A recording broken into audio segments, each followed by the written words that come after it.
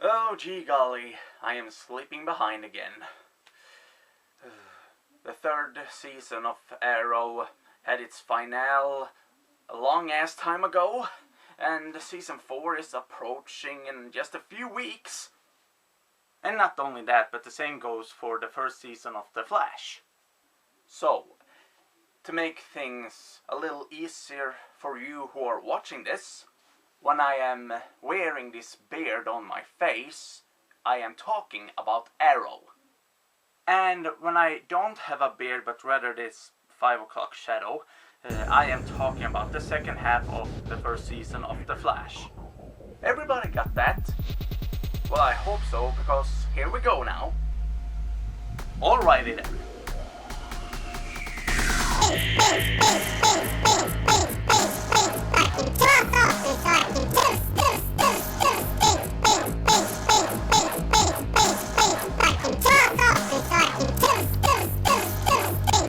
Let's begin with the episode.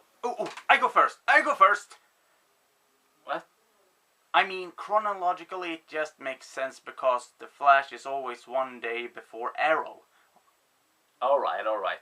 Fair's fair. Super. Okay, so right after the latest episode that I talked about of The Flash, there was Nuclear Man. Here it is discovered that Ronnie and Dr. Stein have bonded together to become Firestorm. And meanwhile, Joe West is asking Cisco for some help with investigating the murder of Barry's mom.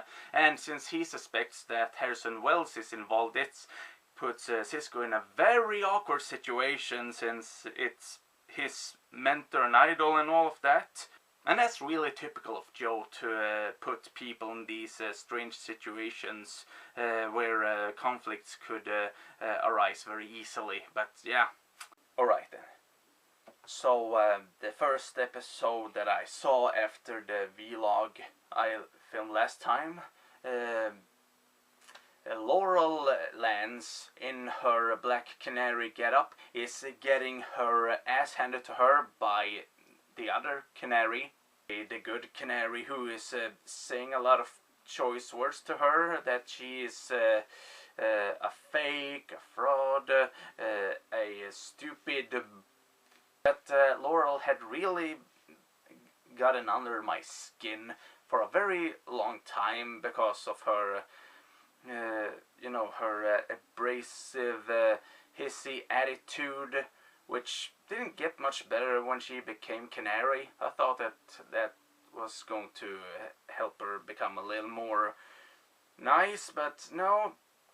It's like she's trading her abuse of alcohol for her abuse of this crime fighter identity, and getting all naggy and unpleasant whenever somebody points out to her that she needs to do more training. Duh. So, yeah. Turns out it's not really Sarah, but the Count, or Count Vertigo, played by Peter Stormare. But yeah, at least Laurel sort of snaps out of it, faces her demons, and comes to the realization that Quentin needs to find out that Sarah is dead. Again. And of course he doesn't take it well. His heart gets crushed like an old tomato in a blender. Gee. Fallout. They split up, Ronnie and Dr. Stein, who turn out to be a very amusing odd couple when they are two instead of one. Victor Garber especially is very entertaining as Dr. Stein, who is kind of borderlining on being a stuffy douchebag, but is actually a really great person. Even though he normally hates pizza. Who does that? How can you hate pizza? Weirdo. And also General Ealing, played by the bad guy from the first Highlander, the voice of Lex Luthor from Superman, the animated series. You know that guy. He sort of is the bad guy of this episode. And then he gets taken care of by Reverse Flash, and Grodd shows up. Awesome. The return. So, Ollie Barry decides to have some quality time with Thea, taking her back to not Nanda Parbat, Lian Yu, the island where he was staying for a few years before coming back to Starling City. Ironically, as he returns to that place, the flashbacks in that episode shows his return to Starling City before his return to Starling City. Yeah, I'm not so crazy about the fact that Oliver actually came back one time before his official homecoming. Yeah, but at the same time, it kind of had some interesting scenes taking place before season 1. You know, with Thea having her drug problem and Quentin being a total douchebag and has a lot more hair on his head. Not much sense inside his head though. At least those flashbacks were much more interesting than most of the flashbacks this season. Yeah, so in present day, Slade Wilson, or Deathstroke, is getting out of the prison Argus had arranged on the same island where Oliver took his sister. Yeah, brilliant idea, because then he of course goes after both of them, and Oliver has to snap his sister's arm. Hey, it was for her own good, okay? Okay, that sounded horrible. And also in a scene that I first thought was a flashback but turns out to be present day, Quentin is about to drink out of a bottle of some alcohol anyway. And he's really pissed off at Laurel because she had been keeping it secret that Sarah was dead. So much so that he even says that he doesn't want to go to the same AA meeting as her. Ouch! Whoa, wait. Sorry for interrupting you, but I just realized that chronologically the next episode is Arrow Nanda Parbat, because there was no Flash episode before that, so yeah, that was really annoying. So sorry. Okay, so Nanda Parbat. So Nissa Al Ghul, who was Sarah Lance's girlfriend, finds out that it was really Thea who shot Sarah, comes to Starling City, and they have to capture her in order to keep her away from Thea. Thea, however, has found out about the hypnosis that caused her to kill Sarah, and she is so out of her mind with guilt that she actually wants Nissa to kill her. Whoa, this show can get so dark sometimes. I mean, wow. Oh yeah, and Ray Palmer is trying to get his Atom suit working. Doesn't quite help until Felicity shows up and, well, kind of inspires him to get it to working. And they become a couple, which is kind of sweet. Yeah. But he doesn't make it a shrinking suit, because that wasn't really what he had planned. Now Now you. Yes. Out of time. So, Barry has a little problem with his love life in that he's dating Linda Park, but Iris has sort of realized that Barry has a thing for her and starts ruining things for them. Shows up the same bowling alley as them with Eddie. Like, oh, this is kind of funny. I mean, Barry and I used to go here all the time. You know, I really liked Iris for the most time, but now I really understood why people had such a problem with her. What a pain in it. Anyway, so the weather wizard shows up, as Cisco names him. He has been waiting for that since week 1. I see what you did there. And where the Wizard does a lot of bad stuff, like injuring Captain Singh really badly, so his boyfriend is really upset about that. And what happens next? Well, he conjures up a tsunami, and Barry then has to do something really drastic to stop it. Meanwhile, Cisco discovers the secret about Harrison Wells, that he's actually aboard Thorn, who then kills him by putting his hand in his chest, like facing through. Oh my god, that was horrible. And Barry reveals his secret identity to Iris, and it all feels like some sort of a season finale, even though it's in the middle of the season still. But then he goes super fast, spinning around until he crosses the speed of light, and poof, he's back in the beginning of the episode again. And wow, what? Okay, it's your turn. So, at his latest meeting with Ra's al Ghul, Oliver has gotten the offer to become the next Ra's al Ghul.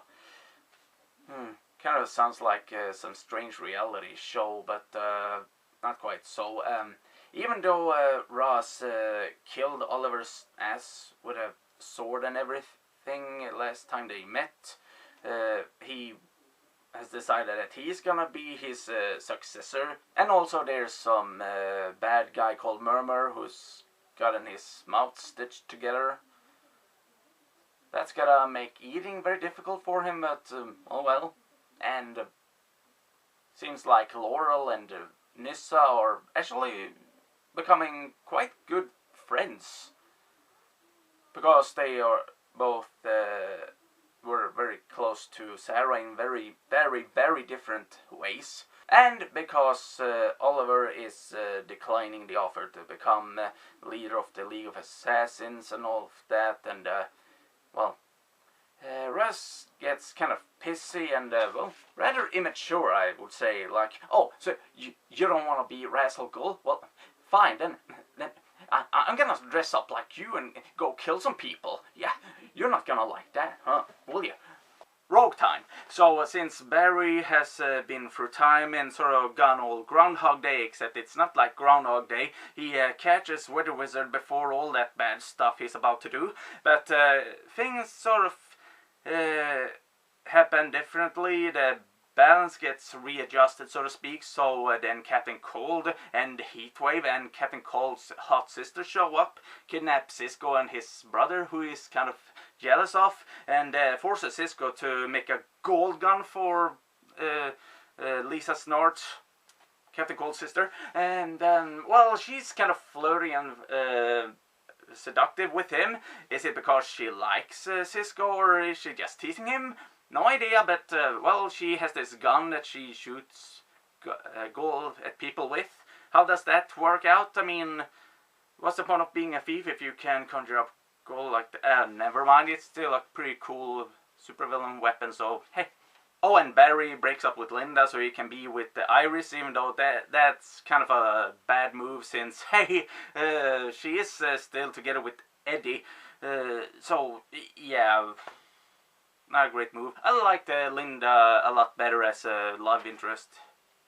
And then comes Suicidal Tendencies, that is focusing a lot on Diggle and his newly-wed wife, his former ex-wife, who just got married, and their honeymoon isn't quite what they had expected, as they are once again forced to work with the Suicide Squad, being reunited with Deadshot, but also getting to meet Cupid once more, a character that I sadly didn't get to talk about in my last vlog, but she's sort of like to the Arrow what Harley Quinn is to the Joker. Interestingly enough, all of the flashbacks are about Deadshot and how he, as a former soldier, or well, soldier returning home from a war, can't adapt to his home environment, especially with his daughter who hasn't met him before, and things get really ugly. But in a very strange way, Deadshot really lives up to the name Suicide Squad by, sacrificing himself so that Diggle and Lila can live on and take care of their own kid, which he was never able to do, so strangely noble of him. Oh, Tricksters, with Mark Hamill coming back as a trickster, who he played in the original Flash TV series, and they are even using some screen caps of one of those episodes, and that's pretty cool. What is not quite as cool is his obnoxious successor, who then turns out to be his son, and they even recycle a line from Empire Strikes Back, so and that's kind of funny, but yeah. Surprisingly, what's even more cool are the flashbacks to when Eobard Thawne comes back from the future and he goes after Harrison Wells, the real one, kills him in a horrible way, steals his identity. So yeah, oh my goodness, that is... Barry and Joe let Eddie Thawne find out the secret that Barry is the Flash, and that makes him, well, that puts him in a super duper awkward situation. Poor Eddie, poor soul. Public enemy. Because of Ross posing as Arrow, Ray gets injured during a meeting with the mayor, and he needs some of the nanotechnology to get better. And at the same time, Felicity's ridiculously hot mother shows up in another ridiculously hot dress that kind of makes me drool all over the keyboard. I am hopeless. And then an episode that sounds cool, and it really was All-Star Team Up, because that's when the Atom comes to Central City and asks Team Flash for help with fixing up his suit. They have the Bug-Eyed Bandit, what a crazy-ass name that is, but she's played by Beth from The Walking Dead. What is it with all of these Walking Dead actors dying and then showing up in different shows based on comic books anyway? I have no idea. But she has robot bees, and they managed to sting Barry even though he is so incredibly fast. How does that even work?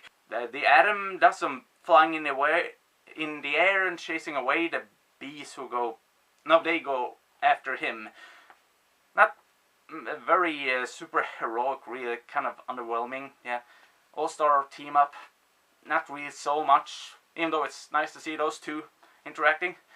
And just like with All-Star Team Up, we get an episode that seems kind of promising, but turns out to be a little underwhelming, because we are getting yet another so-called team-up episode, but it's not like the Flaro crossover last year in December. Instead, it's just, Ray farting around once more in his suit without really doing that much awesome stuff. Yeah. That's not to say that it's not all that uninteresting, because we get to see Roy Harper in jail after posing as the Arrow so that he gets arrested instead of Ollie. Although Quentin Lance knows very well that this is not the case. It's not the Arrow in jail, it's Arsenal.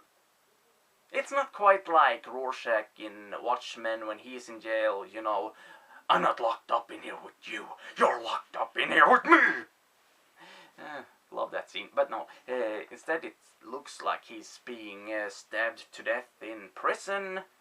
But it's just a hoax to get him out of there so that he can go somewhere else. It's just too bad that Thea doesn't know, and she thinks that her guy is no more. Yeah, kind of sad. Another thing that's also kind of sad is that Ray and Felicity break up with each other. They were so cute together. So then Joe, Cisco go to Starling City, meet up with Quentin Lance and Laurel Lance, who of course are not on very good terms at this moment. And Yeah, Cisco finds out by Laurel herself that she is the Black Canary, and he has a joygasm that almost blows her cover at the police station, and she asks him to invent the canary cry. Now Laurel has this necklace that makes her able to scream like Black Canary does in the comic books. Pretty awesome. But also they find the skeleton from the real Harrison Wells buried in a ditch. It's kind of horrifying that their mentor and idol turns out to not be the person they thought they were. Since, Harrison Wells was a really awesome person, clearly, and, the fake Harrison Wells seemed to be a wonderful human being as well, but no, not quite so.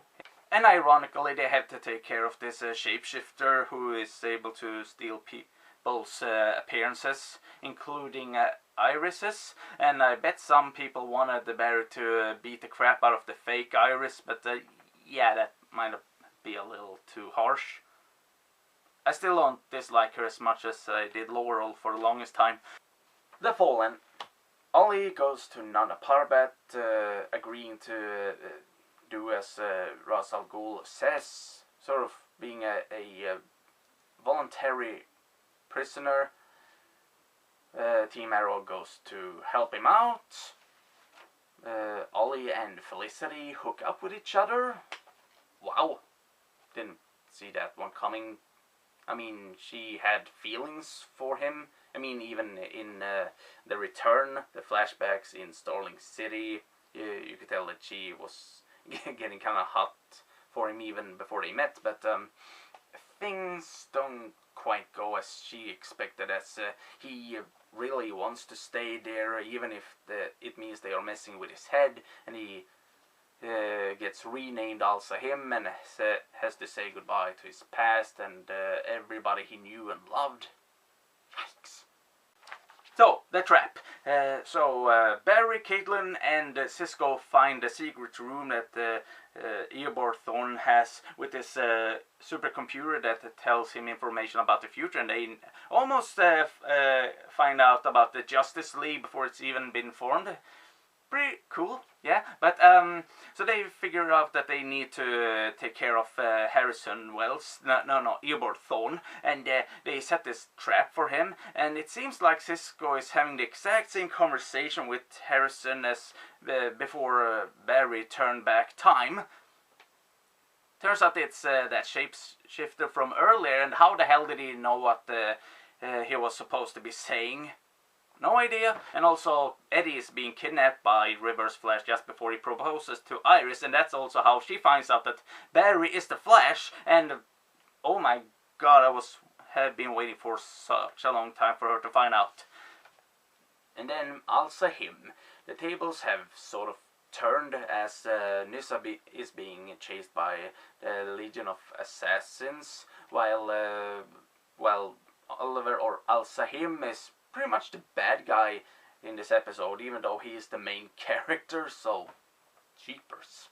And the way Stephen Amell plays Al-Sahim is just leagues away from how he plays Oliver, even though he is kind of brooding and all that, but he's like a complete drone. And kidnaps Lila, which pisses Diggle off quite tremendously.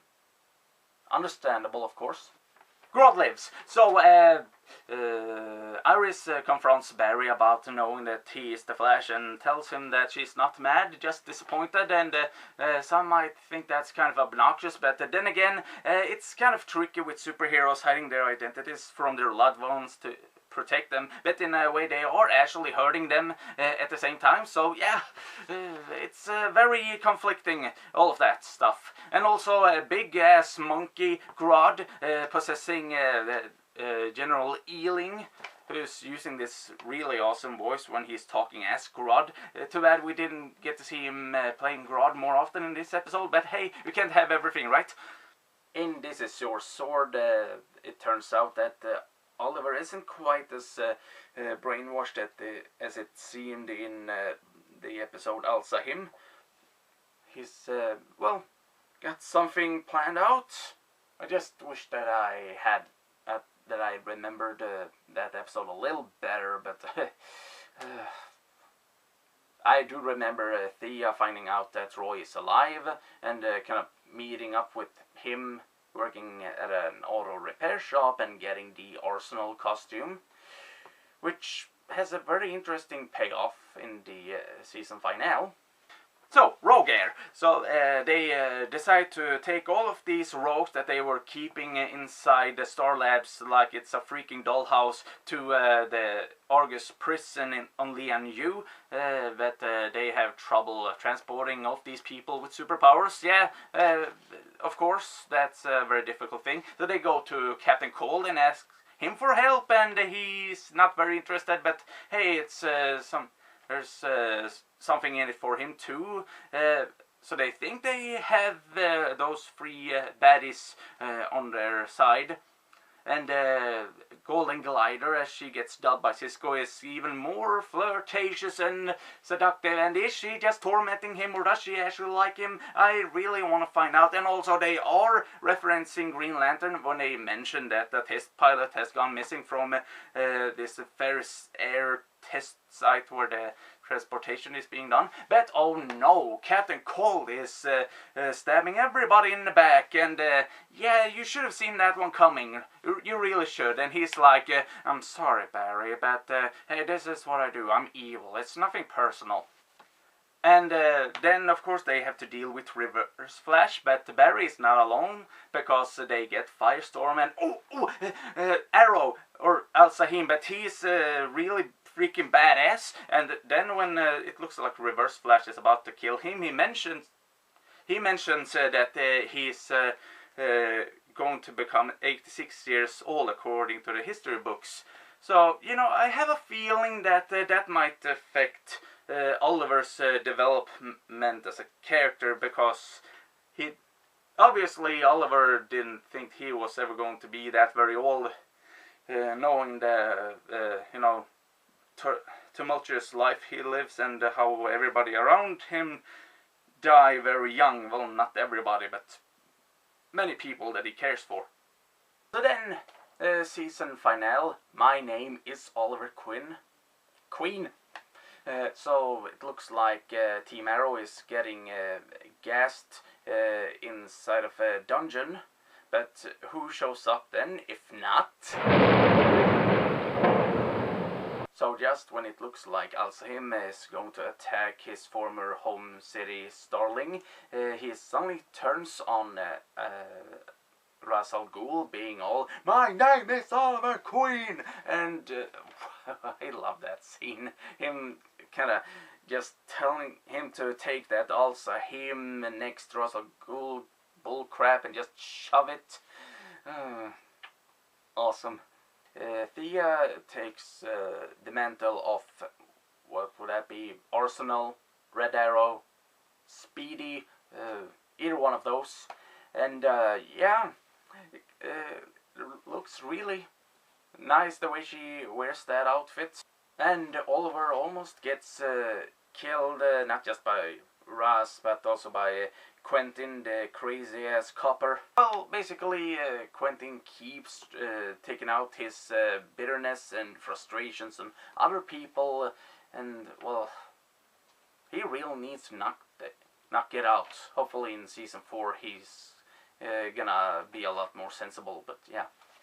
So Oliver gets saved by, looks like the Atom, but no, it's actually Felicity in the suit, and it's kind of sweet that she gets to save him after all the times he has saved her. Yeah. And also, after Malcolm Merlin has become this surprise ally for a while, he actually becomes the new Ra's al Ghul. Oliver has helped him with claiming this position, which makes you wonder how that is gonna turn out in the long run, but oh gosh. So this is the third time that Starling is facing a terrorist attack, but for once Arrow and company managed to stop it before it actually happens, so yeah, they're getting there. They're catching on, really. Good job. And Oliver and Felicity end up together. Personally, I would have preferred if, Ray and Felicity had stayed together, but it's really worth it just for that scene with them in the car as Oliver tells her that he feels happy for once, so that's really sweet, but I'm really worried about how that is going to play out in season 4. Like, is there gonna be something really tragic, or... So, season finale, fast enough. They are trying to get the reverse flashback to the future. Da, da, da, da, da, da, da. And, then Barry runs back in time to stop the murder of his mom, but he changes his mind because that would affect his presence. That really wouldn't be such a good thing after all. I mean, what's done is done, even if it means a lot of terrible personal losses. But hey, and also Eddie decides to break it off with Iris, or was that the previous episode? I don't remember. Goodness gracious. But so he has found out that in the future Iris and Barry are supposed to be married. So with that in mind, I guess it kind of makes him a little bit sore about the whole ordeal.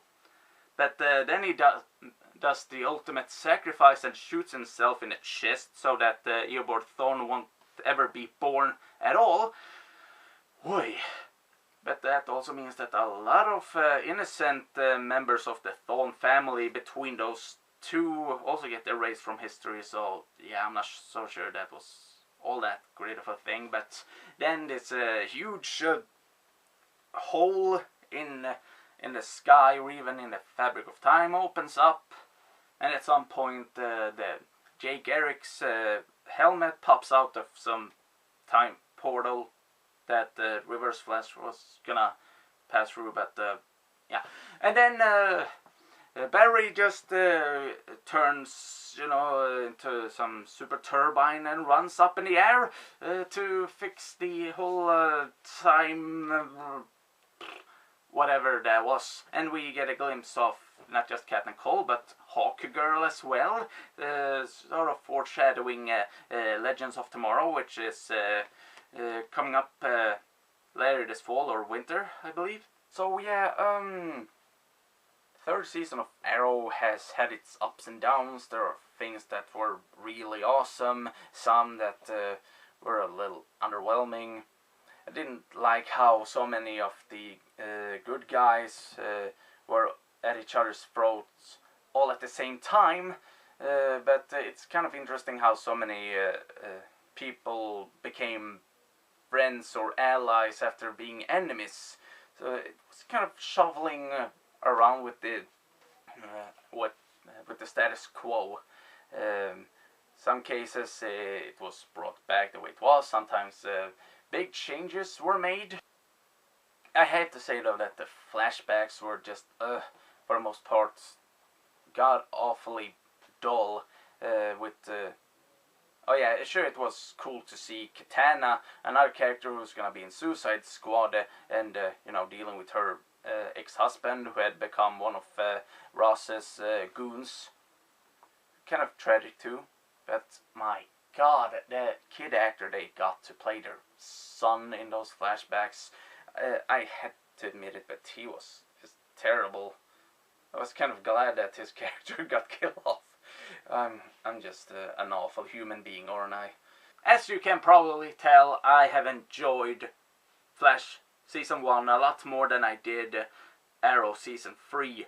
And that's not because, I am getting tired of Arrow, but, when you finally get a show that is so superhero-y and, relatively close to the comic books compared to how Arrow is, it's difficult not to get carried away and be really, really enthusiastic about it. I'm, of course, looking forward to Arrow Season 4, but honestly, not as much as Flash Season 2. I really hope that Iris will get a lot more easy to deal with I would hate if she became just as annoying as Lana in Smallville or Laurel in Arrow. And what's gonna happen to poor Eddie? Eddie! He shot himself.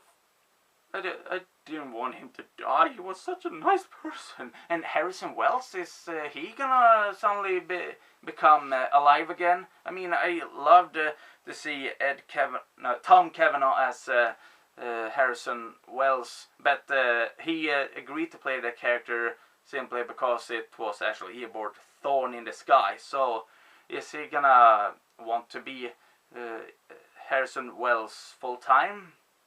I don't know. I would like him to be, but so yeah, I'm getting really tired now. I'm totally worn out about being all hyperactive about this show. So yeah, till next time, people.